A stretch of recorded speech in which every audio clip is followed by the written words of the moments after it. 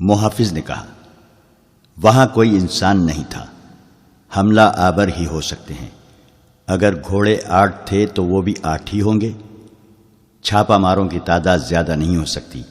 نائب سالار نے کہا، ہم انشاءاللہ انہیں پکڑ لیں گے، یہ یاد رکھو کہ وہ چھاپا مار ہیں۔ سلطان ایوبی نے کہا، اور لڑکیاں جاسوس ہیں، اگر تم ایک جاسوس یا چھاپا مار کو پکڑ لو تو سمجھ لو کہ تم نے دشمن کے 200 عسکری پکڑ لیے ہیں۔ میں ایک جاسوس کو ہلاک کرنے کے لیے دشمن کے 200 عسکریوں کو چھوڑ سکتا ہوں۔ ایک عورت کسی کا کچھ نہیں بگاڑ سکتی، مگر ایک جاسوس اور تقریب کار عورت اکیلی پورے ملک کا بیڑا غرق کر سکتی ہے۔ یہ لڑکیاں بہت خطرناک ہیں، اگر وہ مصر کے اندر رہ گئیں تو تمہارا پورے کا پورا لشکر بیکار ہو جائے گا۔ ایک جاسوس یا جاسوسہ کو پکڑنے یا جان سے مارنے کے لیے اپنے 100 سپاہی قربان کر دو، یہ سودا پھر بھی سستا ہے۔ چھاپا مار اگر نہ پکڑے جائیں تو مجھے پرواہ نہیں، ان لڑکیوں کو ہر قیمت پر پکڑنا ہے، ضرورت سمجھو تو تیروں سے انہیں ہلاک کر دو، زندہ نگل کر نہ جائیں۔ 1 گھنٹے کے اندر اندر 20 تیز رفتار سوار روانہ کر دیے گئے۔ ان کا رہنما یہ محافظ تھا اور کمانڈر علی بن سفیان کا ایک نائب زاہدین تھا۔ ان سواروں میں فخر المصری کو علی بن سفیان نے خاص طور پر شامل کیا تھا۔ یہ فخر کی خواہش تھی کہ اسے بالیان اور موبی کے تعاقب کے لیے بھیجا جائے۔ یہ تو نہ علی بن سفیان کو علم تھا نہ فخر المصری کو کہ جن کے تعاقب میں سوار جا رہے ہیں وہ بالیان اور موبی اور ان کے 6 وفادار ساتھی ہیں۔ ادھر سے یہ 20 سوار روانہ ہوئے، جن میں 21واں ان کا کمانڈر تھا۔ ان کا ہدف لڑکیاں تھیں اور انہیں چھوڑا کر لے جانے والے ادھر سے صلیبیوں کے 20 کمانڈر آ رہے تھے، جن میں 21واں ان کا کمانڈر تھا۔ ان کا بھی ہدف یہی لڑکیاں تھیں، مگر ان کی کمزوری یہ تھی کہ وہ پیدل آ رہے تھے۔ دونوں پارٹیوں میں سے کسی کو بھی معلوم نہ تھا کہ جن کے تعاقب میں وہ جا رہے ہیں وہ کہاں ہیں۔ صلیبیوں کی کمانڈو پارٹی اگلے روز سورج غروب ہونے سے کچھ دیر پہلے خاصا فاصلہ طے کر چکی تھی۔ راستہ اوپر چڑھ رہا تھا، وہ علاقہ نشیب و فراز کا تھا۔ یہ لوگ بلندی پر گئے تو انہیں دور ایک میدان میں، جہاں کھجور کے بہت سے درختوں کے ساتھ دوسری قسم کے درخت بھی تھے، بے شمار اونٹ کھڑے نظر آئے۔ انہیں بٹھا بٹھا کر ان سے سامان اتارا جا رہا تھا۔ 12-14 گھوڑے بھی تھے، ان کے سوار فوجی معلوم ہوتے تھے، باقی تمام شتربان تھے۔ یہ 21 صلیبی رک گئے۔ انہوں نے ایک دوسرے کی طرف دیکھا، جیسے انہیں یقین نہ آ رہا ہو کہ وہ اونٹ اور گھوڑے ہیں، یہی ان کی ضرورت تھی۔ ان کے کمانڈر نے پارٹی کو روک لیا اور کہا، ہم سچے دل سے صلیب پر ہاتھ رکھ کر قسم کھا کر آئے ہیں۔ وہ دیکھو صلیب کا کرشمہ، یہ معجزہ ہے۔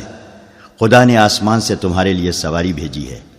تم میں سے جس کے دل میں کسی بھی گناہ کا یا فرض سے کوتاہی کا یا جان بجا کر بھاگنے کا خیال ہے، وہ فوراً نکال دو۔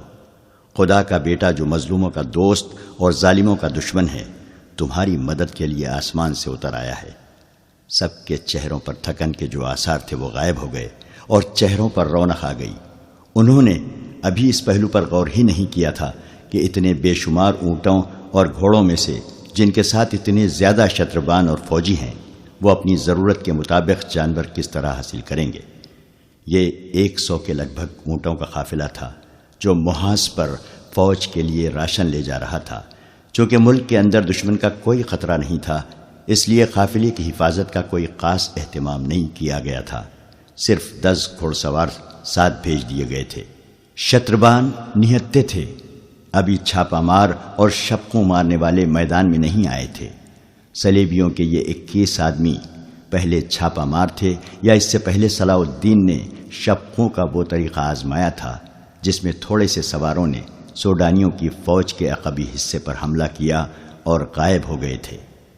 اس وار کرو اور بھاگو کے طریقے جنگ کی کامیابی کو دیکھتے ہوئے سلطان ایوبی نے تیز رفتار، ذہین اور جسمانی لحاظ سے غیر معمولی طور پر صحت مند عسکریوں کے دستے تیار کرنے کا حکم دیا تھا، اور دشمن کے ملک میں لڑاکا جاسوس بھیجنے کی اسکیم بھی تیار کر لی تھی۔ لیکن سلیبیوں کو ابھی شبقوں اور چھاپوں کی نہیں سوجھی تھی۔ کسی نجی قافلے کو ڈاکو بعض اوقات لوٹ لیا کرتے تھے۔ سرکاری قافلے ہمیشہ محفوظ رہتے تھے، اسی لیے فوجوں کے رسد کے قافلے بے خوف و خطر رواں دواں رہتے تھے۔ اس سے پہلے بھی اسی محاذ کے لیے 2 بار رسد کے قافلے جا چکے تھے اور اسی علاقے سے گزرے تھے، لہذا حفاظتی اقدامات کی ضرورت نہیں سمجھی جاتی تھی۔ یہ قافلہ بھی خطروں سے بے پرواہ محاذ کو جا رہا تھا اور رات کے لیے یہاں پڑاؤ کر رہا تھا۔ اس سے تھوڑی ہی دور قافلے کے لیے بہت بڑا خطرہ آ رہا تھا۔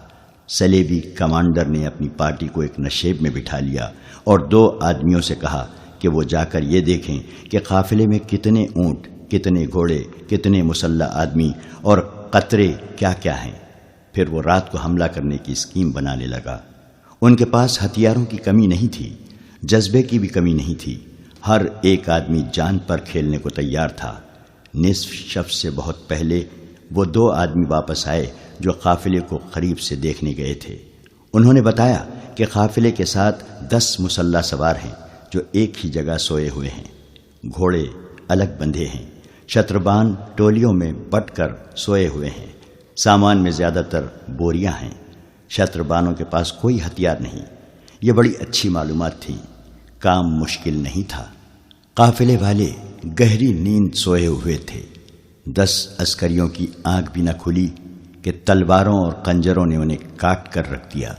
سلیبی چھاپا ماروں نے یہ کام اتنی خاموشی اور آسانی سے کر لیا کہ بیشتر شتربانوں کی آنکھ ہی نہ کھلی، اور جن کی آنکھ کھلی وہ سمجھ ہی نہ پائے کہ یہ کیا ہو رہا ہے۔ جس کے منہ سے آواز نکلی وہ اس کی زندگی کی آخری آواز ثابت ہوئی۔ چھاپا ماروں نے شتربانوں کو ہراساں کرنے کے لیے چیخنا شروع کر دیا۔ سوئے ہوئے شتربان گھبرا اور بڑبڑا کر اٹھے، اونٹ بھی بدک کر اٹھنے لگے۔ سلیبیوں نے شتربانوں کا قتل عام شروع کر دیا۔ بہت تھوڑے بھاگ سکے۔ سلیبی کمانڈر نے چلا کر کہا، یہ مسلمانوں کا راشن ہے، تباہ کر دو، اونٹوں کو بھی ہلاک کر دو۔ انہوں نے اونٹوں کے پیٹوں میں تلواریں گھونپنی شروع کر دیں۔ اونٹوں کے واویلے سے رات کانپنے لگی۔ کمانڈر نے گھوڑے دیکھے، 12 تھے، 10 سواروں کے لیے اور 2 فالتو۔ اس نے 9 اونٹ الگ کر لیے۔ سورج طلوع ہوا تو پڑاؤ کا منظر بڑا بھیانک تھا۔ بے شمار لاشیں بکھری ہوئی تھیں۔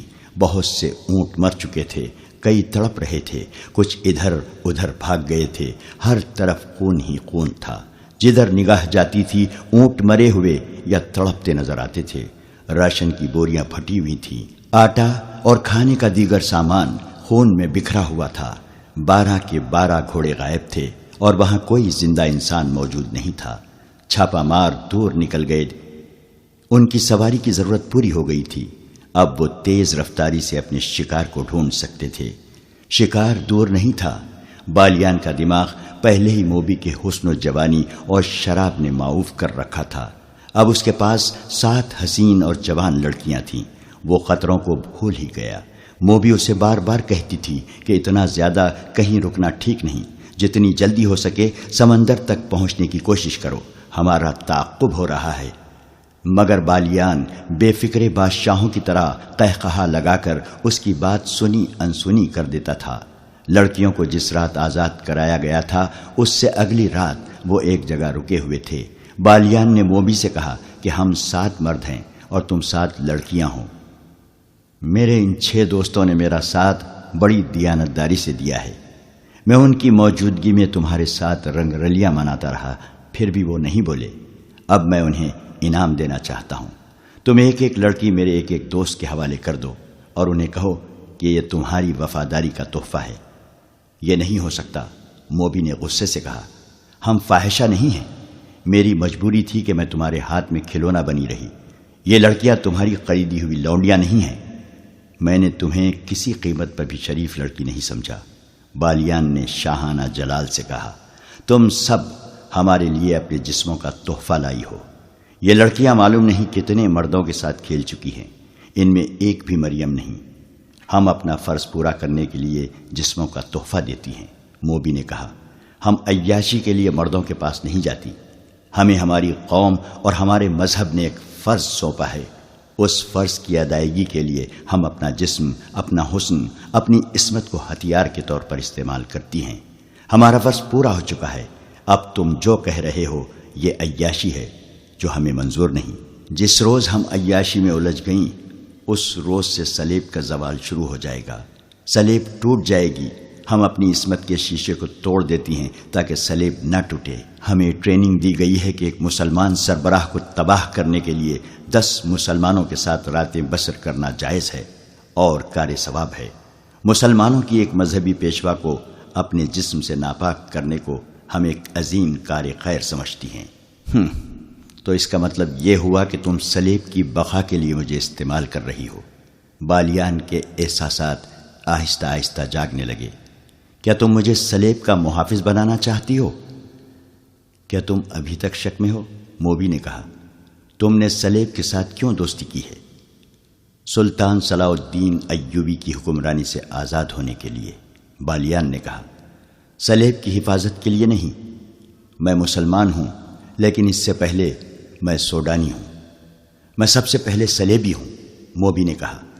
عیسائی ہوں اور اس کے بعد اس ملک کی بیٹی ہوں جہاں میں پیدا ہوئی تھی۔ موبی نے اس کا ہاتھ اپنے ہاتھ میں لے کر کہا، اسلام کوئی مذہب نہیں، اسی لیے تم اپنے ملک کو اس پر ترجیح دے رہے ہو۔ یہ تمہاری نہیں، تمہارے مذہب کی کمزوری ہے۔ تم میرے ساتھ سمندر پار چلو تو میں تمہیں اپنا مذہب دکھاؤں گی، تم اپنے مذہب کو بھول جاؤ گے۔ میں اس مذہب پر لعنت بھیجوں گا جو اپنی بیٹیوں کو غیر مردوں کے ساتھ راتیں بسر کرنے اور شراب پینے پلانے کو ثواب کا کام سمجھتا ہے۔ بالیان اچانک بیدار ہو گیا۔ اس نے کہا، تم نے اپنی عصمت مجھ سے نہیں لٹائی بلکہ میری عصمت لوٹی ہے۔ میں نے تمہیں نہیں بلکہ تم نے مجھے کھلونا بنائے رکھا ہے۔ ایک مسلمان کا ایمان خریدنے کے لیے عصمت کوئی زیادہ قیمت نہیں، لڑکی نے کہا۔ میں نے تمہاری عصمت نہیں لوٹی، تمہارا ایمان خریدا ہے، مگر تمہیں راستے میں بھٹکتا ہوا چھوڑ کر نہیں جاؤں گی۔ تمہیں ایک عظیم روشنی کی طرف لے جا رہی ہوں جہاں تمہیں اپنا مستقبل اور اپنی عاقبت ہیروں کی طرح چمکتی نظر آئے گی۔ میں اس روشنی میں نہیں جاؤں گا، بالیان نے کہا۔ دیکھو بالیان، موبی نے کہا، مرد، جنگجو مرد وعدے اور سودے سے پھرا نہیں کرتے۔ تم میرا سودا قبول کر چکے ہو۔ میں نے تمہارا ایمان خرید کر شراب میں ڈبو دیا ہے اور تمہیں منہ مانگی قیمت دی ہے۔ اتنے دنوں سے تمہاری لونڈی اور بے نکاحی بیوی بنی ہوئی ہوں۔ اس سودے سے پھرو نہیں، ایک کمزور لڑکی کو دھوکہ نہ دو۔ تم نے مجھے وہ عظیم روشنی یہیں دکھا دی ہے جو تم مجھے سمندر پار لے جا کر دکھانا چاہتی ہو، بالیان نے کہا۔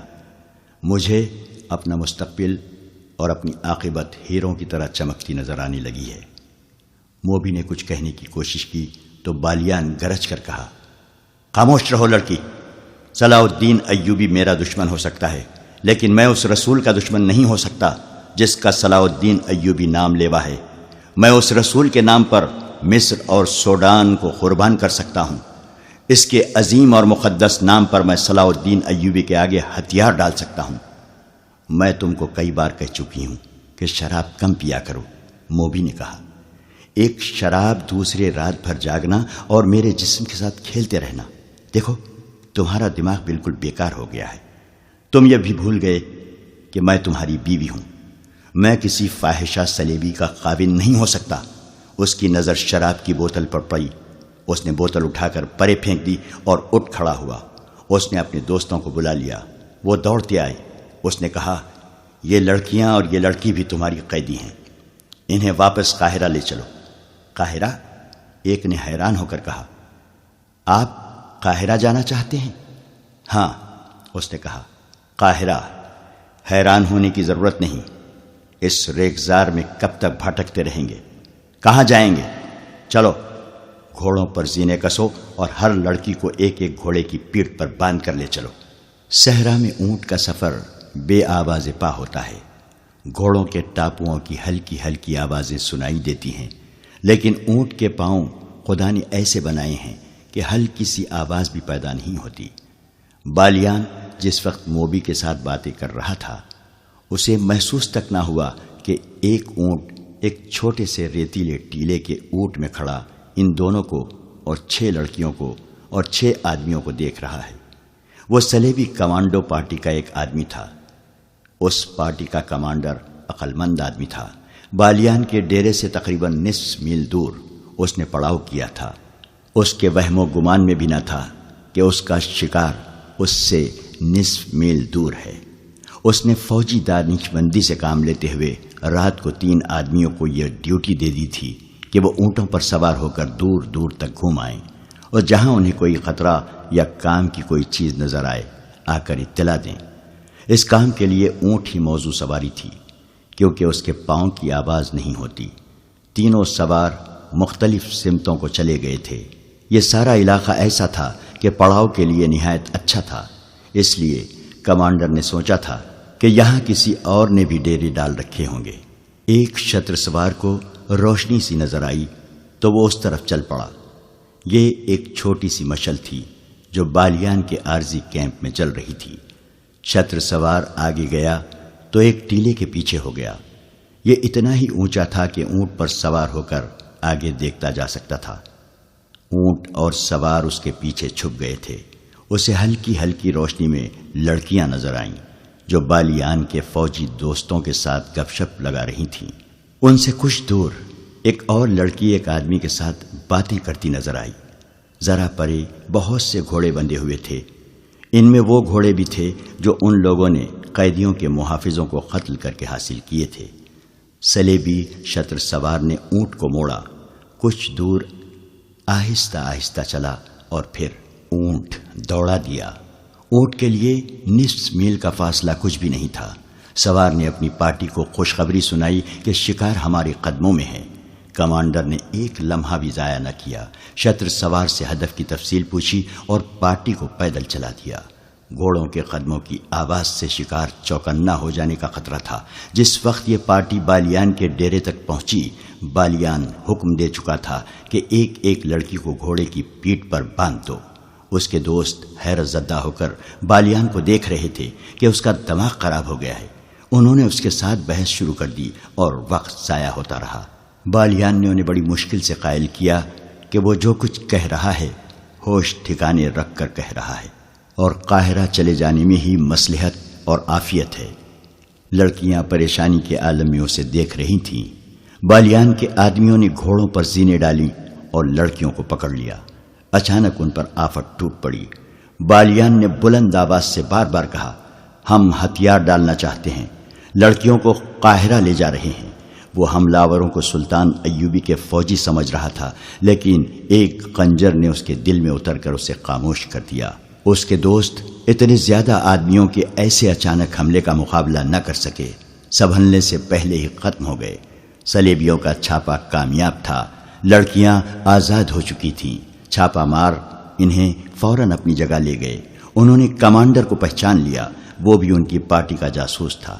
انہوں نے رات وہیں بسر کرنے کا فیصلہ کیا اور پہرے کے لیے 2 سنتری کھڑے کر دیے جو ڈیرے کے ارد گرد گھومنے لگے۔ سلطان ایوبی کے بھیجے ہوئے سوار اس جگہ سے ابھی دور تھے جہاں سے قیدی لڑکیاں بالیان کے آدمیوں نے رہا کرائی تھیں۔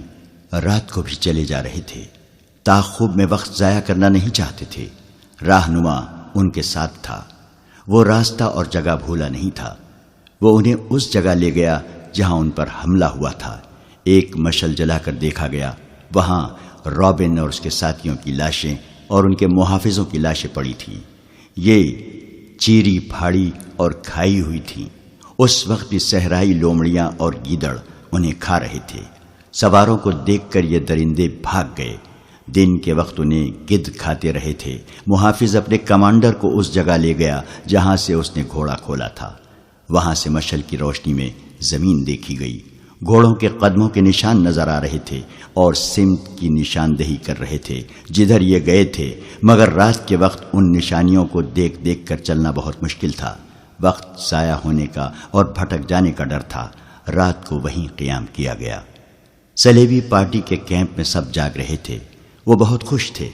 کمانڈر نے فیصلہ کیا تھا کہ صحرا کی تاریکی میں بحر روم کی طرف روانہ ہو جائیں گے۔ اس وقت میگنانا ماریوس نے کہا کہ مقصد ابھی پورا نہیں ہوا، صلاح الدین ایوبی کو قتل کرنا باقی ہے۔ کمانڈر نے کہا کہ یہ اس صورت میں ممکن تھا کہ وہ لڑکیوں کے پیچھے قاہرہ چلے جاتے۔ اب وہ قاہرہ سے بہت دور ہیں، اس لیے قتل کی مہم ختم کی جاتی ہے۔ یہ میری مہم ہے جسے موت کے سوا کوئی ختم نہیں کر سکتا۔ میگنانا ماریوس نے کہا، میں نے صلاح الدین ایوبی کو قتل کرنے کا حلف اٹھایا تھا۔ مجھے ایک ساتھی اور ایک لڑکی کی ضرورت ہے۔ یہ فیصلہ مجھے کرنا ہے کہ ہمیں کیا کرنا ہے۔ کمانڈر نے کہا، سب پر فرض ہے کہ میرا حکم مانے، میں کسی کے حکم کا پابند نہیں۔ میگنانا ماریوس نے کہا، تم سب خدا کے حکم کے پابند ہو۔ کمانڈر نے اسے ڈانٹ دیا۔ میگنانا ماریوس کے پاس تلوار تھی۔ وہ اٹھ کھڑا ہوا اور کمانڈر پر تلوار سونت لی۔ ان کے ساتھی درمیان میں آ گئے۔ میگنانا ماریوس نے کہا، میں خدا کا دھتکارا ہوا انسان ہوں۔ میں گناہ اور بے انصافی کے درمیان بھٹک رہا ہوں۔ کیا تم جانتے ہو مجھے 30 سالوں کے لیے قید خانے میں کیوں رکھا گیا تھا؟ 5 سال گزرے، میری ایک بہن جس کی عمر 16 سال تھی اغوا کر لی گئی تھی۔ میں غریب آدمی ہوں، میرا باپ مر چکا ہے، ماں اندھی ہے، میرے چھوٹے چھوٹے بچے ہیں۔ محنت مشقت کر کے میں ان سب کا پیٹ پالتا تھا۔ میں نے گرجے میں صلیب پر لٹکے ہوئے یسوع مسیح کے بت سے بہت دفعہ پوچھا تھا کہ میں غریب کیوں ہوں۔ میں نے کبھی کوئی گناہ نہیں کیا۔ میں دیانتداری سے اتنی محنت کرتا ہوں، مگر میرے کنبے کے پیٹ پھر بھی خالی رہتے ہیں۔ میری ماں کو خدا نے کیوں اندھا کیا ہے؟ یسوع مسیح نے مجھے کوئی جواب نہیں دیا، اور جب کنواری بہن اغوا ہو گئی تو میں نے گرجے میں جا کر کنواری مریم کی تصویر سے پوچھا تھا کہ میری کنواری بہن کے کنوارے پن پر تجھے ترس کیوں نہیں آیا؟ وہ معصوم تھی، اس پر خدا نے یہ ظلم کیا تھا کہ اسے خوبصورتی دے دی تھی۔ مجھے یسوع مسیح نے بھی کوئی جواب نہیں دیا، مجھے کنواری مریم نے بھی کوئی جواب نہیں دیا۔ ایک روز مجھے ایک بہت ہی امیر آدمی کے نوکر نے بتایا کہ تمہاری بہن اس امیر آدمی کے گھر میں ہے۔ وہ عیاش آدمی ہے، کنواریوں کو اغوا کراتا ہے، تھوڑے دن اس کے ساتھ کھیلتا ہے اور انہیں کہیں غائب کر دیتا ہے، لیکن وہ آدمی بادشاہ کے دربار میں بیٹھتا ہے، لوگ اس کی عزت کرتے ہیں۔ بادشاہ نے اسے رتبے کی تلوار دی ہے۔ گناہ گار ہوتے ہوئے خدا اس پر خوش ہے، دنیا کا قانون اس کے ہاتھ میں ہے۔ میں اس کے گھر گیا اور اپنی بہن واپس مانگی۔ اس نے مجھے دھکے دے کر اپنے محل سے نکال دیا۔ میں پھر گرجے گیا، یسوع مسیح کے بت اور کنواری مریم کی تصویر کے آگے رویا، خدا کو پکارا۔ مجھے کسی نے کوئی جواب نہیں دیا۔ میں گرجے میں اکیلا تھا۔ پادری آ گیا، اس نے مجھے ڈانٹ کر گرجے سے نکال دیا، کہنے لگا، یہاں سے تصویریں چوری ہو چکی ہیں، نکل جاؤ ورنہ پولیس کے حوالے کر دوں گا۔ میں نے حیران ہو کر اس سے پوچھا، کیا یہ خدا کا گھر نہیں ہے؟ اس نے جواب دیا، تم مجھ سے پوچھے بغیر خدا کے گھر میں کیسے آئے؟ اگر گناہوں کی معافی مانگنی ہے تو میرے پاس آؤ، اپنا گناہ بیان کرو، میں خدا سے کہوں گا کہ تمہیں بخش دے۔ تم خدا سے براہ راست کوئی بات نہیں کر سکتے، جاؤ نکلو یہاں سے۔ اور میرے دوستو، مجھے خدا کے گھر سے نکال دیا گیا۔ وہ ایسے لہجے میں بول رہا تھا کہ سب پر سناٹا طاری ہو گیا۔ لڑکیوں کے آنسو نکل آئے۔ صحرا کی رات کے سکوت میں اس کی باتوں کا تاثر سب پر طلسم بن کر طاری ہو گیا۔ وہ کہہ رہا تھا، میں پادری کو، یسوع مسیح کے بت کو، کنواری مریم کی تصویر کو اور اس خدا کو جو مجھے گرجے میں نظر نہیں آیا، شک کی نظروں سے دیکھتا نکل گیا۔ گھر گیا تو اندھی ماں نے پوچھا، میری بچی آئی ہے یا نہیں؟ میری بیوی نے پوچھا، میرے بچوں نے پوچھا۔ میں بھی بت اور تصویر کی طرح چپ رہا، مگر میرے اندر سے ایک طوفان اٹھا اور میں باہر نکل گیا۔ میں سارا دن گھومتا پھر رہا تھا۔ شام کے وقت میں نے ایک خنجر خریدا اور دریا کے کنارے ٹہلتا رہا۔ رات اندھیری ہو گئی اور بہت دیر بعد میں ایک طرف چل پڑا۔ مجھے اس محل کی بتیاں نظر آئیں جہاں میری بہن قید تھی۔ میں بہت تیز چل پڑا اور اس محل کے پچھواڑے چلا گیا۔ میں اتنا چالاک اور ہوشیار آدمی نہیں تھا، لیکن مجھ میں چالاکی آ گئی۔ میں پچھلے دروازے سے اندر چلا گیا۔ محل کے کسی کمرے میں شور شرابہ تھا، شاید لوگ شراب پی رہے تھے۔ میں ایک کمرے میں داخل ہوا تو ایک نوکر نے مجھے روکا۔ میں نے خنجر اس کے سینے پر رکھ دیا اور اپنی بہن کا نام بتا کر پوچھا، کہ وہ کہاں ہے؟ نوکر مجھے اندر کی سیڑھیوں سے اوپر لے گیا اور ایک کمرے میں داخل کر کے کہا کہ یہاں ہے۔ میں اندر گیا تو میرے پیچھے دروازہ بند ہو گیا۔ کمرہ خالی تھا۔ دروازہ کھلا اور بہت سے لوگ اندر آ گئے۔ ان کے پاس تلواریں اور ڈنڈے تھے۔ میں نے کمرے کی چیزیں اٹھا اٹھا کر ان پر پھینکنی شروع کر دی۔ بہت توڑ پھوڑ کی۔ انہوں نے مجھے پکڑ لیا، مجھے مارا پیٹا اور میں بے ہوش ہو گیا۔ ہوش میں آیا تو میں ہتھکڑیوں اور بیڑیوں میں جکڑا ہوا تھا۔ میرے خلاف الزام یہ تھے کہ میں نے ڈاکہ ڈالا، بادشاہ کے درباری کا گھر برباد کیا اور 3 آدمیوں کو قتل کی نیت سے زخمی کیا۔ میری فریاد کسی نے نہ سنی اور مجھے 30 سال سزائے قید دے کر قید خانے کے جہنم میں پھینک دیا۔ ابھی 5 سال پورے ہوئے ہیں۔ میں انسان نہیں رہا۔ تم قید خانے کی سختیاں نہیں جانتے۔ دن کے وقت مویشیوں جیسا کام لیتے ہیں اور رات کو کتوں کی طرح زنجیر ڈال کر کوٹریوں میں بند کر دیتے ہیں۔ مجھے کچھ معلوم نہیں تھا کہ میری اندھی ماں زندہ ہے یا مر چکی۔ بیوی بچوں کا بھی پتہ نہ تھا۔ مجھے خطرناک ڈاکو سمجھ کر کسی سے ملنے نہیں دیا جاتا تھا۔ میں ہر وقت سوچتا رہتا تھا کہ خدا سچا ہے یا میں سچا ہوں۔ سنا تھا کہ خدا بے گناہوں کو سزا نہیں دیتا، مگر مجھے خدا نے کس گناہ کی سزا دی تھی؟ میرے بچوں کو کس گناہ کی سزا دی تھی؟ میں 5 سال اسی الجھن میں مبتلا رہا۔ کچھ دن گزرے، فوج کے 2 افسر قید خانے میں آئے۔ وہ اس کام کے لیے جس پر ہم آئے ہوئے ہیں آدمی تلاش کر رہے تھے۔ میں اپنے آپ کو پیش نہیں کرنا چاہتا تھا کیونکہ یہ بادشاہوں کے لڑائی جھگڑے تھے۔ مجھے کسی بادشاہ کے ساتھ دلچسپی نہیں تھی، لیکن میں نے جب سنا کہ چند ایک عیسائی لڑکیوں کو مسلمانوں کی قید سے آزاد کرانا ہے تو میرے دل میں اپنی بہن کا خیال آ گیا۔ ہمیں بتایا گیا تھا کہ مسلمان قابل نفرت قوم ہیں۔ میں نے یہ ارادہ کیا کہ میں عیسائی لڑکیوں کو مسلمانوں کی قید سے آزاد کراؤں گا تو خدا اگر سچا ہے تو میری بہن کو اس ظالم عیسائی کے پنجے سے چھڑا دے گا۔ پھر فوجی افسروں نے کہا کہ ایک مسلمان بادشاہ کو قتل کرنا ہے تو میں نے اسے جزا کا کام سمجھا اور اپنے آپ کو پیش کر دیا، مگر شرط یہ رکھی کہ مجھے اتنی رقم دی جائے جو میں اپنے کنبے کو دے سکوں۔ انہوں نے رقم دینے کا وعدہ کیا اور یہ بھی کہا کہ اگر تم سمندر پار مارے گئے تو تمہارے کنبے کو اتنی زیادہ رقم دی جائے گی کہ ساری عمر کے لیے وہ کسی کے محتاج نہیں رہیں گے۔ اس نے اپنے ساتھیوں کی طرف اشارہ کر کے کہا، یہ 2 میرے ساتھ قید خانے میں تھے۔ انہوں نے بھی اپنے آپ کو پیش کر دیا۔ ہم سے سینکڑوں باتیں پوچھی گئیں۔ ہم تینوں نے انہیں یقین دلایا کہ ہم اپنی قوم اور اپنے مذہب کو دھوکہ نہیں دیں گے۔ میں نے دراصل اپنے کنبے کے لیے اپنی جان فروخت کر دی ہے۔ قید خانے سے نکالنے سے پہلے ایک پادری نے ہمیں بتایا کہ مسلمانوں کا قتل تمام گناہ بخشوا دیتا ہے، اور عیسائی لڑکیوں کو مسلمانوں کی قید سے آزاد کراؤ گے تو سیدھے جنت میں جاؤ گے۔ میں نے پادری سے پوچھا کہ خدا کہاں ہے؟ اس نے جو جواب دیا اس سے میری تسلی نہ ہوئی۔ میں نے صلیب پر ہاتھ رکھ کر حلف اٹھایا۔ ہمیں باہر نکالا گیا۔ مجھے میرے گھر لے گئے۔ میرے گھر والوں کو انہوں نے بہت سی رقم دی۔ میں مطمئن ہو گیا۔ اب میرے دوستو، مجھے اپنا حلف پورا کرنا ہے۔ میں دیکھنا چاہتا ہوں کہ میرا خدا کہاں ہے۔ کیا ایک مسلمان بادشاہ کو قتل کر کے خدا نظر آ جائے گا؟ تم پاگل ہو، کمانڈر نے کہا۔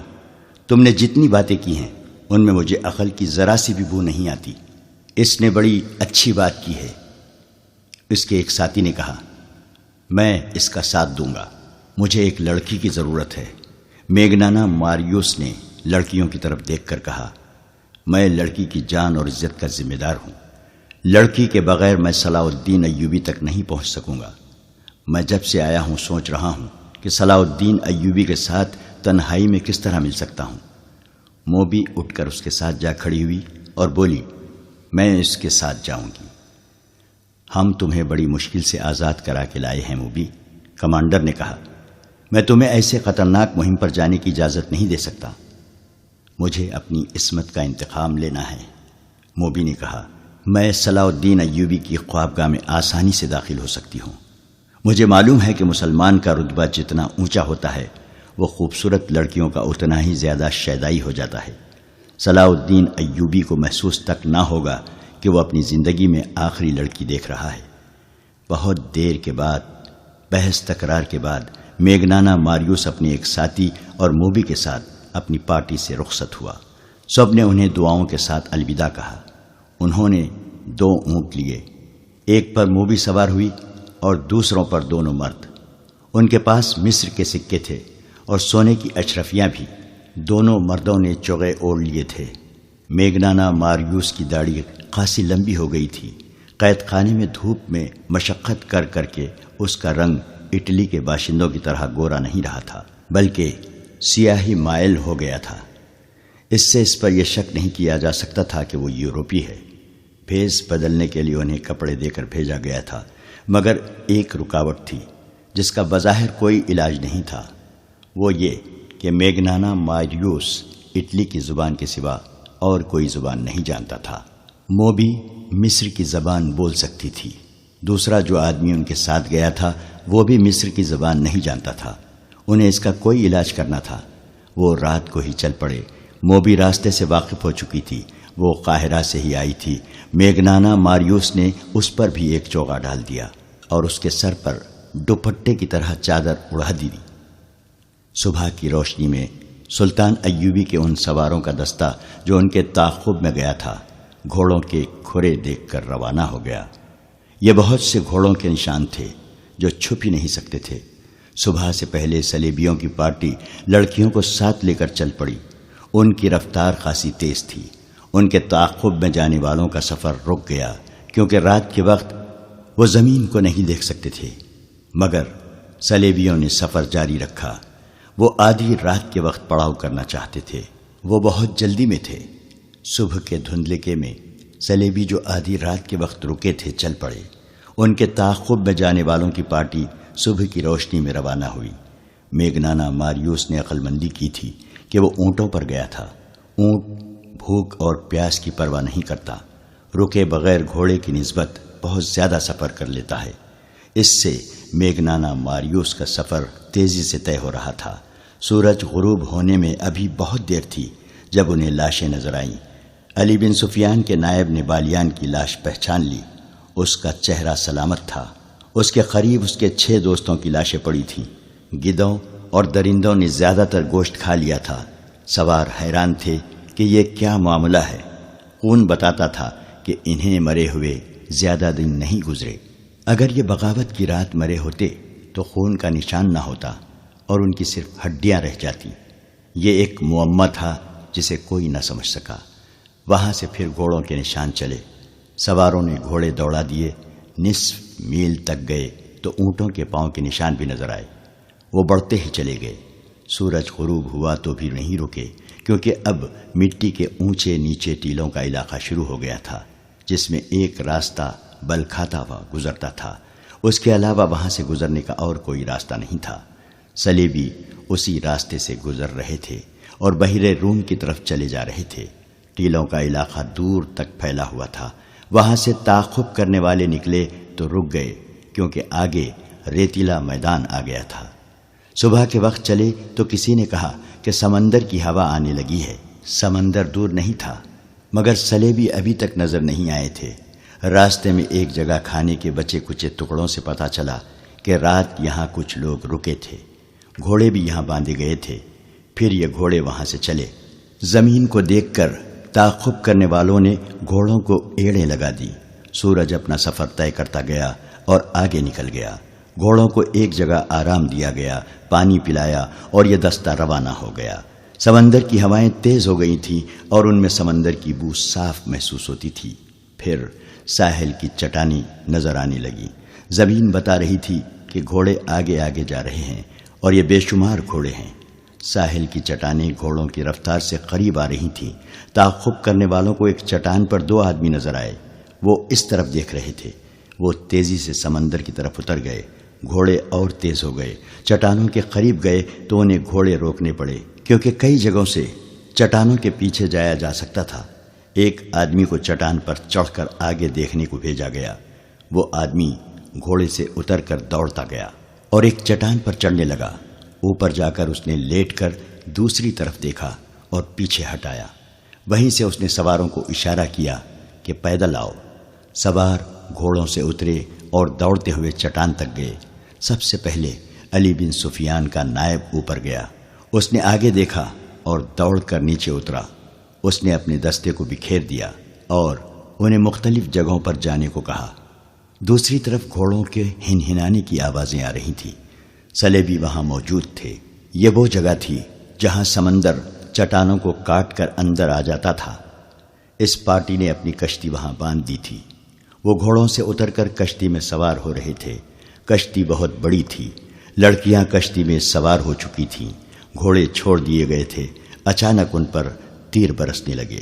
تمام کو ہلاک نہیں کرنا تھا، انہیں زندہ پکڑنا تھا۔ بہت سے کشتی میں کود گئے اور کشتی کے چپو مارنے لگے۔ پیچھے جو رہ گئے وہ تیروں کا نشانہ بن گئے تھے۔ کشتی میں جانے والوں کو للکارا گیا مگر وہ نہ رکے۔ وہاں سمندر گہرا تھا۔ کشتی آہستہ آہستہ جا رہی تھی۔ ادھر سے اشاروں پر تیر اندازوں نے کشتی پر تیر برسا دیے۔ چپوؤں کی حرکت بند ہو گئی۔ تیروں کی دوسری باڑ گئی، پھر تیسری اور چوتھی باڑ لاشوں میں پیوست ہو گئی۔ ان میں اب کوئی بھی زندہ نہ تھا۔ کشتی وہیں ڈولنے لگی۔ سمندر کی موجیں ساحل کی طرف آتی اور چٹانوں سے ٹکرا کر واپس چلی جاتی تھیں۔ ذرا سی دیر میں کشتی ساحل پر واپس آ گئی۔ سواروں نے نیچے جا کر کشتی پکڑ لی۔ وہاں صرف لاشیں تھیں۔ لڑکیاں بھی مر چکی تھیں۔ بعض کو 2 تیر لگے تھے۔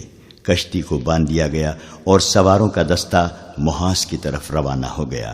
کیمپ دور نہیں تھا۔ میگنانا ماریوس قاہرہ کی ایک سرائے میں قیام پذیر تھا۔ اس سرائے کا ایک حصہ عام اور کمتر مسافروں کے لیے تھا اور دوسرا حصہ عمرہ اور اونچی حیثیت کے مسافروں کے لیے۔ اس حصے میں دولت مند تاجر بھی قیام کیا کرتے تھے۔ ان کے لیے شراب اور ناچنے گانے والیوں کا بھی انتظام کیا جاتا تھا۔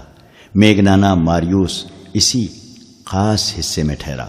موبی کو اس نے اپنی بیوی بتایا اور اپنے ساتھی کو معتمد ملازم۔ موبی کی خوبصورتی اور جوانی نے سرائے والوں پر میگنانا ماریوس کا رعب طاری کر دیا۔ ایسی حسین اور جوان بیوی کسی بڑے دولت مند ہی کی ہو سکتی تھی۔ سرائے والوں نے اس کی طرف خصوصی توجہ دی۔ موبی نے اپنے آپ کو مسلمان ظاہر کر کے صلاح الدین ایوبی کے گھر اور دفتر کے متعلق معلومات حاصل کر لی۔ اس نے یہ بھی معلوم کر لیا کہ سلطان ایوبی نے سوڈانیوں کو معافی دے دی ہے اور سوڈانی فوج توڑ دی ہے۔ اسے یہ بھی پتہ چل گیا کہ سوڈانی سالاروں اور کمانداروں وغیرہ کے حرم خالی کر دیے گئے ہیں اور یہ بھی کہ انہیں زرعی زمینیں دی جا رہی ہیں۔ یہ میگنانا ماریوس کی غیر معمولی دلیری تھی یا غیر معمولی حماقت کہ وہ اس ملک کی زبان تک نہیں جانتا تھا، پھر بھی اتنے خطرناک مشن پر آ گیا تھا۔ اسے اس قسم کے قتل کی اور اتنے بڑے رتبے کے انسان تک رسائی حاصل کرنے کی کوئی ٹریننگ نہیں دی گئی تھی۔ وہ ذہنی لحاظ سے انتشار اور قلفشار کا مریض تھا۔ پھر بھی وہ صلاح الدین ایوبی کو قتل کرنے آیا، جس کے ارد گرد محافظوں کا پورا دستہ موجود رہتا تھا۔ اس کے دستے کے کمانڈر نے اس سے کہا تھا کہ تم پاگل ہو، تم نے جتنی باتیں کی ہیں ان میں مجھے ذرا سی بھی عقل کی بو نہیں آئی۔ بظاہر میگنانا ماریوس پاگل ہی تھا۔ یہ ایک تاریخی حقیقت ہے کہ بڑے آدمیوں کو قتل کرنے والے عموماً پاگل ہوتے ہیں۔ اگر پاگل نہیں تو ان کے ذہنی توازن میں کچھ نہ کچھ گڑبڑ ضرور ہوتی ہے۔ یہی کیفیت اٹلی کے اس سزا یافتہ آدمی کی تھی۔ اس کے پاس ایک ہتھیار ایسا تھا جو ڈھال کا کام بھی دے سکتا تھا۔ یہ تھی موبی۔ موبی مصر کی صرف زبان ہی نہیں جانتی تھی، بلکہ اسے اور اس کی مری ہوئی 6 ساتھی لڑکیوں کو مصری اور عربی، مسلمانوں کے رہن سہن، تہذیب و تمدن اور دیگر معاشرتی اونچ نیچ کے متعلق لمبے عرصے کے لیے ٹریننگ دی گئی تھی۔ وہ مسلمان مردوں کی نفسیات سے بھی واقف تھی، اداکاری کی ماہر تھی، اور سب سے بڑی خوبی یہ کہ وہ مردوں کو انگلیوں پر نچانا اور بوقت ضرورت اپنا پورا جسم ننگا کر کے کسی مرد کو پیش کرنا بھی جانتی تھی۔ یہ تو کوئی بھی نہیں بتا سکتا کہ بند کمرے میں میگنانا ماریوس، موبی اور ان کے ساتھی نے کیا باتیں کیں اور کیا منصوبہ بنایا۔ البتہ ایسا ثبوت پرانی تحریروں میں ملتا ہے کہ 3-4 روز سرائے میں قیام کے بعد میگنانا ماریوس باہر نکلا تو اس کی داڑھی دھلی دھلائی تھی۔ اس کے چہرے کا رنگ سوڈانیوں کی طرح گہرا بادامی تھا، جو مصنوعی ہو سکتا تھا لیکن مصنوعی لگتا نہیں تھا۔ اس نے معمولی قسم کا چوغا اور سر پر معمولی قسم کا رومال اور امامہ باندھ رکھا تھا۔ موبی سر سے پاؤں تک سیاہ برقع نما لبادے میں تھی اور اس کے چہرے پر باریک نقاب اس طرح پڑا تھا کہ ہونٹ اور تھوڑی ڈھکی ہوئی تھی۔ پیشانی تک چہرہ ننگا تھا، پیشانی پر اس کے بھورے ریشمی بال پڑے ہوئے تھے اور اس کا حسن ایسا نکھرا ہوا تھا کہ راہ جاتے لوگ رک کر دیکھتے تھے۔ ان کا ساتھی معمولی سے لباس میں تھا جس سے پتہ چلتا تھا کہ نوکر ہے۔ سرائے کے باہر دو نہایت اعلیٰ نسل کے گھوڑے کھڑے تھے۔ یہ سرائے والوں نے میگنانا ماریوس کے لیے اجرت پر منگوائے تھے، کیونکہ اس نے کہا تھا کہ وہ اپنی بیوی کے ساتھ سیر کے لیے جانا چاہتا ہے۔ میگنانا ماریوس اور موبی گھوڑوں پر سوار ہو گئے اور جب گھوڑے چلے تو ان کا ساتھی نوکروں کی طرح پیچھے پیچھے چل پڑا۔ صلاح الدین ایوبی اپنے نائبین کو سامنے بٹھائے سوڈانیوں کے متعلق احکامات دے رہا تھا۔ وہ یہ کام بہت جلدی ختم کرنا چاہتا تھا، کیونکہ اس نے فیصلہ کر لیا تھا کہ سلطان زنگی کی بھیجی ہوئی فوج مصر کی نئی فوج اور وفادار سوڈانیوں کو ساتھ ملا کر ایک فوج بنائے گا اور فوری طور پر یروشلم پر چڑھائی کرے گا۔ بحر روم کی شکست کے بعد جبکہ سلطان زنگی نے فرینکوں کو بھی شکست دے دی تھی، ایک لمبے عرصے تک صلیبیوں کے سنبھلنے کا کوئی امکان نہیں تھا۔ ان کے سنبھلنے سے پہلے ہی سلطان ایوبی ان سے یروشلم چھین لینے کا منصوبہ بنا چکا تھا۔ اس سے پہلے وہ سوڈانیوں کو زمینوں پر آباد کر دینا چاہتا تھا تاکہ کھیتی باڑی میں الجھ جائیں اور ان کی بغاوت کا امکان نہ رہے۔ نئی فوج کی تنظیم نو اور ہزارہا سوڈانیوں کو زمینوں پر آباد کرنے کا کام آسان نہیں تھا۔ ان دونوں کاموں میں خطرہ یہ تھا کہ سلطان ایوبی کی فوج اور اپنی انتظامیہ میں ایسے اعلیٰ افسر موجود تھے جو اسے مصر کی امارت کے سربراہ کی حیثیت سے نہیں دیکھ سکتے تھے۔ سوڈانیوں کی فوج کو توڑ کر بھی سلطان ایوبی نے اپنے خلاف خطرہ پیدا کر لیا تھا۔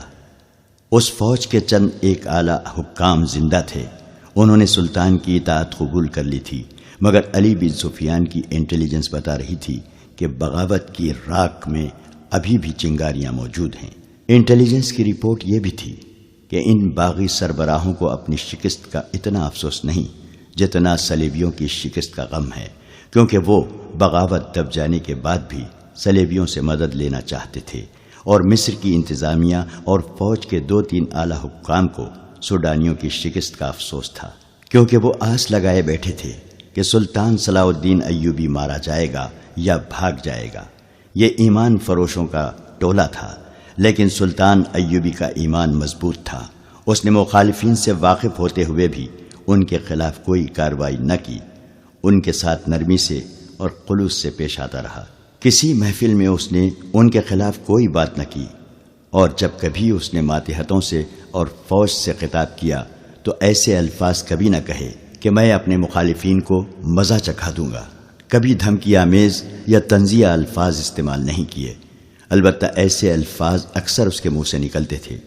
اگر کسی ساتھی کو ایمان بیچتا دیکھو تو اسے روکو، اسے یاد دلاؤ کہ وہ مسلمان ہے، اس کے ساتھ مسلمانوں جیسا سلوک کرو تاکہ وہ دشمن کے اثر سے آزاد ہو جائے۔ لیکن در پردہ وہ مخالفین کی سرگرمیوں سے باخبر رہتا تھا۔ علی بن سفیان کا محکمہ بہت ہی زیادہ مصروف ہو گیا تھا۔ سلطان ایوبی کو زیر زمین سیاست کی اطلاعیں باقاعدگی سے دی جا رہی تھیں۔ اب اس کے محکمے کی ذمہ داری اور زیادہ بڑھ گئی تھی۔ محافظوں اور شتربانوں کے قتل کی اطلاع بھی قاہرہ آ چکی تھی۔ اس سے پہلے جاسوسوں کا گروہ جس میں لڑکیاں بھی تھیں، محافظوں سے نامعلوم افراد نے آزاد کرا لیا تھا۔ ان 2 واقعات نے یہ ثابت کر دیا تھا کہ ملک میں صلیبی جاسوس اور چھاپہ مار موجود ہیں، اور یہ بھی ظاہر ہوتا تھا کہ انہیں یہاں کے باشندوں کی پشت پناہی اور پناہ حاصل ہے۔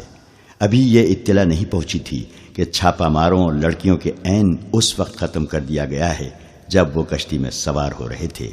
چھاپہ ماروں کے سرگرمیوں کو روکنے کے لیے فوج کے 2 دستے سارے علاقے میں گشت کے لیے گزشتہ شام روانہ کر دیے گئے اور انٹیلیجنس کے نظام کو اور زیادہ وسیع کر دیا گیا تھا۔ صلاح الدین ایوبی قدرے پریشان بھی تھا۔ وہ کیا عزم لے کے مصر میں آیا تھا اور اب سلطنت اسلامیہ کے استحکام اور وسعت کے لیے اس نے کیا کیا منصوبے بنا لیے تھے، مگر اس کے خلاف زمین کے اوپر سے بھی اور زمین کے نیچے سے بھی ایسا طوفان اٹھا تھا کہ اس کے منصوبے لرزنے لگے تھے۔ اسے پریشانی یہ تھی کہ مسلمان کی تلوار مسلمان کی گردن پر لٹک رہی تھی۔ ایمان کا نیلام ہونے لگا تھا۔ سلطنت اسلامیہ کی خلافت بھی سازشوں کے جال میں الجھ کر سازشوں کا حصہ اور آلائے کار بن گئی تھی۔ زن اور زر نے عرب کی سرزمین کو ہلا ڈالا تھا۔ سلطان ایوبی اس سے بھی بے خبر نہیں تھا کہ اسے قتل کرنے کی سازشیں ہو رہی تھیں، لیکن اس پر بھی وہ کبھی پریشان نہیں ہوا تھا۔ کہا کرتا تھا کہ میری جان اللہ کے ہاتھ میں ہے، اس کی ذات باری کو جب زمین پر میرا وجود بیکار لگے گا تو مجھے اٹھا لے گا، لہٰذا اس نے اپنے طور پر اپنی حفاظت کا کبھی فکر نہیں کیا تھا۔ یہ تو اس کی فوجی انتظامیہ کا بندوبست تھا کہ اس کے ارد گرد محافظوں کے دستے اور انٹیلیجنس کے آدمی موجود رہتے تھے، اور علی بن سفیان تو اس معاملے میں بہت چوکس تھا۔ ایک تو یہ اس کی ڈیوٹی تھی، دوسرے یہ کہ وہ سلطان ایوبی کو اگر پیغمبر نہیں تو اپنا پیر و مرشد ضرور سمجھتا تھا۔ اس روز سلطان ایوبی نائبین کو احکامات اور ہدایت دے رہا تھا جب 2 گھوڑے اس کے محافظ دستے کی بنائی ہوئی ہت پر رکے۔ انہیں محافظوں کے کمانڈر نے روک لیا تھا۔ سوار میگنانا ماریوس اور موبی تھے۔ وہ گھوڑوں سے اترے تو گھوڑوں کی باگیں ان کی ساتھی نے تھام لی۔ موبی نے کمانڈر سے کہا کہ وہ اپنے باپ کو ساتھ لائی ہے، سلطان ایوبی سے ملنا ہے۔ کمانڈر نے میگنانا ماریوس سے بات کی اور ملاقات کی، وجہ پوچھی۔ میگنانا ماریوس نے جیسے اس کی بات سنی ہی نہ ہو، وہ یہ زبان سمجھتا ہی نہیں تھا۔ موبی نے اپنا نام اسلامی بتایا تھا۔ اس نے کمانڈر سے کہا، اس سے بات کرنا بیکار ہے، یہ گونگا اور بہرا ہے۔ ملاقات کا مقصد ہم سلطان کو یا اس کے کسی بڑے افسر کو بتائیں گے۔ علی بن سفیان باہر ٹہل رہا تھا۔ اس نے میگنانا ماریوس اور موبی کو دیکھا تو ان کے پاس آ گیا۔ اس نے السلام علیکم کہا تو موبی نے وعلیکم السلام کہا۔ کمانڈر نے اسے بتایا کہ یہ سلطان سے ملنا چاہتے ہیں۔ علی بن سفیان نے میگنانا ماریوس سے ملاقات کی وجہ پوچھی تو موبی نے اس سے بھی کہا کہ یہ میرا باپ ہے، گونگا اور بہرا ہے۔ علی بن سفیان نے انہیں بتایا کہ سلطان ابھی بہت مصروف ہیں، فارغ ہو جائیں گے تو ان سے ملاقات کا وقت لیا جائے گا۔ اس نے کہا، آپ ملاقات کا مقصد بتائیں، ہو سکتا ہے کہ آپ کا کام سلطان سے بغیر ملے ہی ہو جائے۔ سلطان چھوٹی چھوٹی شکایتوں کے لیے ملاقات کا وقت نہیں نکال سکتے، متعلقہ محکمہ از خود ہی شکایت رفع کر دیا کرتا ہے۔ کیا سلطان ایوبی اسلام کی ایک مظلوم بیٹی کی فریاد سننے کے لیے وقت نہیں نکال سکیں گے؟ موبی نے کہا، مجھے جو کچھ کہنا ہے میں انہی سے کہوں گی، مجھے بتائے بغیر آپ سلطان سے نہیں مل سکتی۔ علی بن سفیان نے کہا، میں سلطان تک آپ کی فریاد پہنچاؤں گا، وہ ضروری سمجھیں گے تو آپ کو اندر بلا لیں گے۔ علی بن سفیان نے انہیں اپنے کمرے میں لے گیا۔ موبی نے شمالی علاقے کے کسی قصبے کا نام لے کر کہا، 2 سال گزرے، سوڈانی فوج وہاں سے گزری، میں بھی لڑکیوں کے ساتھ فوج دیکھنے کے لیے باہر آ گئی۔ ایک کماندار نے اپنا گھوڑا موڑا اور میرے پاس آ کر میرا نام پوچھا۔ میں نے بتایا تو اس نے میرے باپ کو بلایا، اسے پرے لے جا کر کوئی بات کی۔ کسی نے کماندار سے کہا کہ یہ گونگا اور بہرا ہے۔ کماندار چلا گیا۔ شام کے بعد 4 سوڈانی فوجی ہمارے گھر آئے اور مجھے زبردستی اٹھا کر لے گئے اور کماندار کے حوالے کر دیا۔ اس کا نام بالیان ہے۔ وہ مجھے اپنے ساتھ لے آیا اور حرم میں رکھ لیا۔ اس کے پاس 4 اور لڑکیاں تھیں۔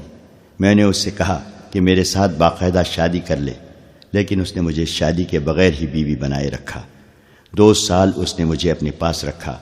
سوڈانی فوج نے بغاوت کی تو بالیان چلا گیا، معلوم نہیں مارا گیا ہے یا قید میں ہے۔ آپ کی فوج اس کے گھر میں آئی اور ہم سب لڑکیوں کو یہ کہہ کر گھر سے نکال دیا کہ تم سب آزاد ہو۔ میں اپنے گھر چلی گئی۔ میرے باپ نے شادی کرنی چاہی تو سب نے مجھے قبول کرنے سے انکار کر دیا۔ کہتے ہیں کہ یہ حرم کی چچوڑی ہوئی ہڈی ہے، وہاں لوگوں نے میرا جینا حرام کر دیا ہے۔ ہم سرائے میں ٹھہرے ہیں، سنا تھا کہ سلطان سوڈانیوں کو زمینیں اور مکان دے رہے ہیں۔ مجھے آپ بالیان کی داشتہ یا اس کی بیوی سمجھ کر یہاں زمین اور مکان دے دیں تاکہ میں اس قصبے سے نکل آؤں، ورنہ میں خودکشی کر لوں گی یا گھر سے بھاگ کر کہیں طوائف بن جاؤں گی۔ اگر آپ کو زمین سلطان سے ملے بغیر مل جائے تو سلطان سے ملنے کی کیا ضرورت ہے؟ علی بن سفیان نے کہا۔ ہاں، موبی نے کہا، پھر بھی ملنے کی ضرورت ہے۔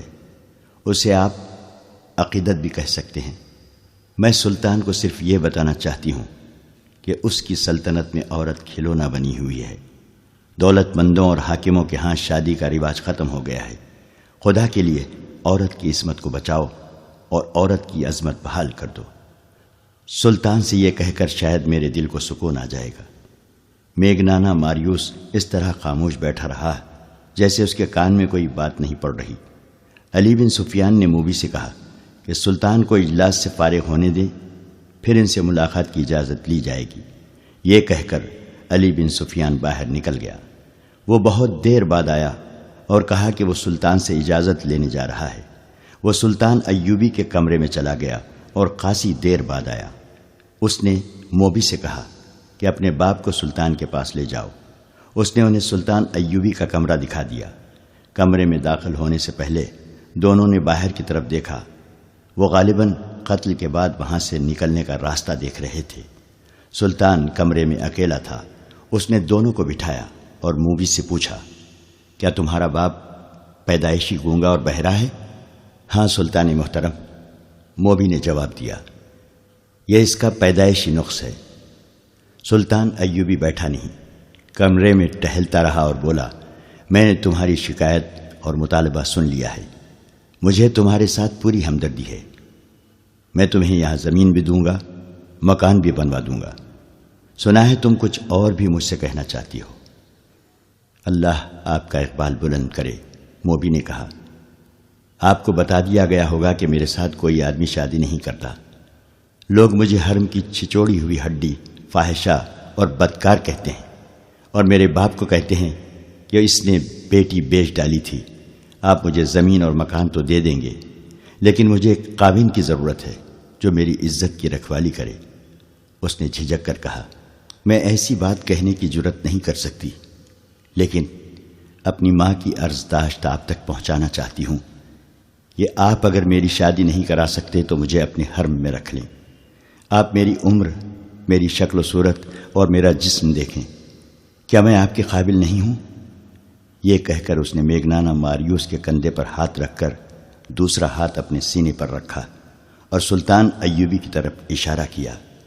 یہ اشارہ شاید پہلے سے طے شدہ تھا۔ میگنانا ماریوس نے دونوں ہاتھ جوڑ کر سلطان ایوبی کی طرف کیے اور پھر موبی کے ہاتھ پکڑ کر سلطان ایوبی کی طرف بڑھائے، جیسے وہ یہ کہہ رہا تھا کہ میری بیٹی کو قبول کر لو، میرا کوئی حرم نہیں لڑکی۔ سلطان ایوبی نے کہا، میں ملک سے حرم، قہوہ خانے اور شراب ختم کر رہا ہوں۔ بات کرتے کرتے اس نے اپنی جیب سے ایک سکہ نکالا اور ہاتھ میں اچھالنے لگا۔ اس نے کہا، میں عورت کی عزت کا محافظ بننا چاہتا ہوں۔ یہ کہتے کہتے وہ دونوں کی پیٹھ پیچھے چلا گیا اور سکہ ہاتھ سے گرا دیا۔ ٹن کی آواز آئی تو میگنانا ماریوس نے چونک کر پیچھے دیکھا اور پھر فوراً ہی سامنے دیکھنے لگا۔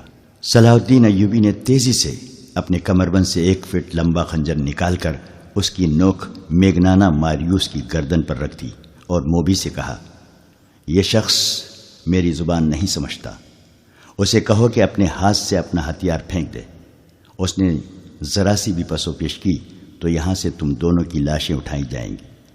موبی کی آنکھیں حیرت اور خوف سے کھل گئیں۔ اس نے اداکاری کا کمال دکھانے کی کوشش کی اور کہا، میرے باپ کو ڈرا دھمکا کر آپ مجھ پر کیوں قبضہ کرنا چاہتے ہیں؟ میں تو خود ہی اپنے آپ کو پیش کر رہی ہوں۔ تم جب محاذ پر میرے سامنے آئی تھی تو تم میری زبان نہیں بولتی تھی، سلطان ایوبی نے کہا، اور خنجر کی نوک میگنانا ماریوس کی گردن پر رکھے رکھی۔ اس نے کہا، کیا تم اتنی جلدی یہاں کی زبان بولنے لگی ہو؟ اسے کہو ہتھیار فوراً باہر نکال دے۔ موبی نے اپنی زبان میں میگنانا ماریوس سے کچھ کہا تو اس نے چوغے کے اندر ہاتھ ڈال کر خنجر باہر نکالا، جو اتنا ہی لمبا تھا جتنا سلطان ایوبی کا تھا۔ سلطان نے اس کے ہاتھ سے خنجر لے لیا اور اپنا خنجر اس کی گردن سے ہٹا کر کہا، باقی 6 لڑکیاں کہاں ہیں؟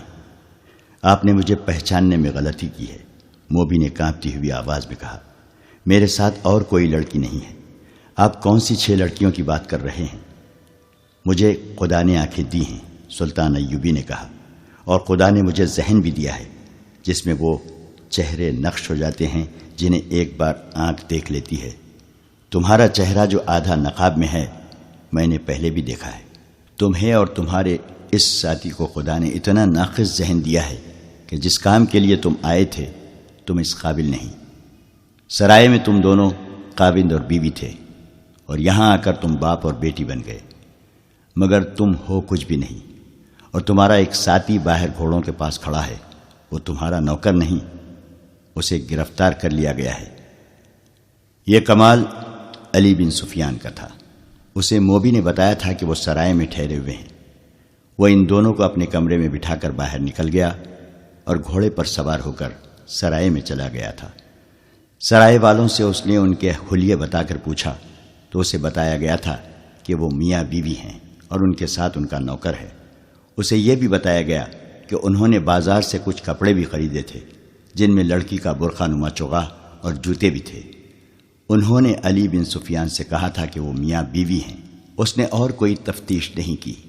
ان کے کمرے کا تالا توڑ کر ان کے سامان کی تلاشی لی۔ اس سے چند ایسی اشیاء برآمد ہوئیں جنہوں نے شک کو یقین میں بدل دیا۔ علی بن سفیان سمجھ گیا کہ سلطان ایوبی سے ان کا تنہائی میں ملنے کا مطلب کیا ہو سکتا ہے۔ اس نے ان کے گھوڑے دیکھے تھے، اعلیٰ نسل کے تیز رفتار گھوڑے تھے۔ سرائے والے سے ان گھوڑوں کے متعلق پوچھا گیا تو اس نے بتایا کہ یہ تینوں مسافر اونٹوں پر آئے تھے اور یہ گھوڑے لڑکی نے یہ کہہ کر منگوائے تھے کہ نہایت اچھے ہوں اور تیز رفتار ہوں۔ سرائے والوں نے یہ بھی بتایا تھا کہ لڑکی کا خاوند گونگا ہے اور نوکر بھی گونگا معلوم ہوتا ہے، وہ کسی سے بات نہیں کرتا۔ دراصل وہ بھی یہاں کی زبان نہیں جانتا تھا۔ علی بن سفیان نے واپس آ کر دیکھا کہ اجلاس ختم ہو گیا ہے تو وہ سلطان ایوبی کے پاس چلا گیا، اسے ان کے متعلق بتایا اور وہ کہانی بھی سنائی جو لڑکی نے اسے سنائی تھی۔ پھر سرائے سے جو معلومات اس نے حاصل کی تھیں اور ان کے سامان سے جو مشکوک چیزیں برآمد کی تھیں وہ دکھائیں اور اپنی رائے یہ دی کہ آپ کو قتل کرنے آئے ہیں، آپ سے تنہائی میں ملنا چاہتے ہیں۔ انہوں نے یہ منصوبہ بنایا ہوگا کہ آپ کو قتل کر کے نکل جائیں گے۔ جتنی دیر میں کسی کو پتہ چلے گا اتنی دیر میں وہ تیز رفتار گھوڑوں پر سوار ہو کر شہر سے دور جا چکے ہوں گے، اور یہ بھی ہو سکتا ہے کہ یہ لوگ آپ کو اتنی خوبصورت لڑکی کے چکر میں ڈال کر خوابگاہ میں قتل کرنا چاہتے ہوں۔ سلطان ایوبی سوچ میں پڑ گیا، پھر کہا، انہیں ابھی گرفتار نہ کرو، میرے پاس بھیج دو۔ علی بن سفیان نے انہیں اندر بھیج دیا اور خود سلطان کے کمرے کے دروازے کے ساتھ لگا کھڑا رہا۔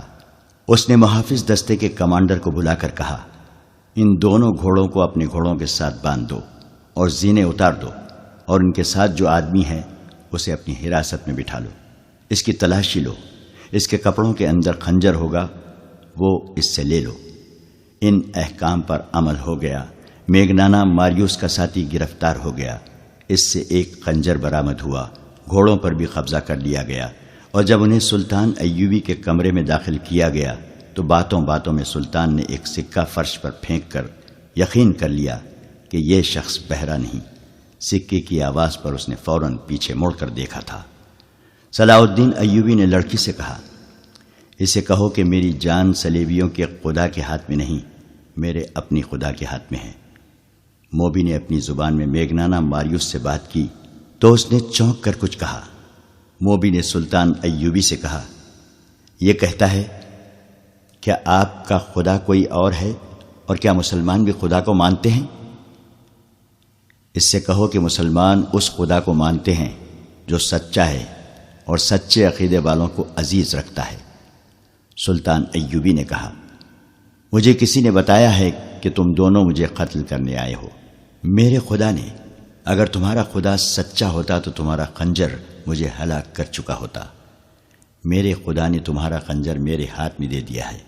اس نے ایک تلوار کہیں سے نکالی اور چند اور اشیاء انہیں دکھا کر کہا، یہ تلوار اور یہ چیزیں تمہاری ہیں، یہ تمہارے ساتھ سمندر پار سے آئی ہیں، تم سے پہلے یہ مجھ تک پہنچ گئی ہیں۔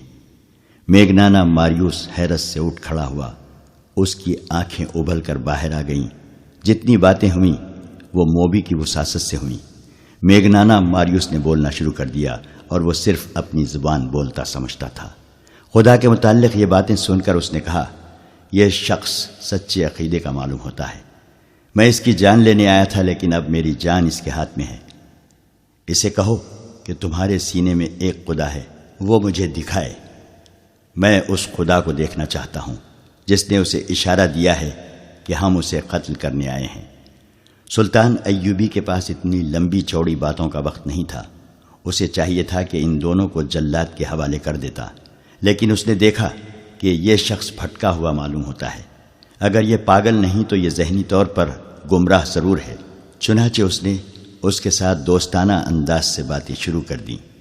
اس دوران علی بن سفیان اندر آ گیا۔ وہ دیکھنا چاہتا تھا کہ سلطان خیریت سے تو ہے۔ سلطان ایوبی نے مسکرا کر کہا، سب ٹھیک ہے علی، میں نے ان سے خنجر لے لیا ہے۔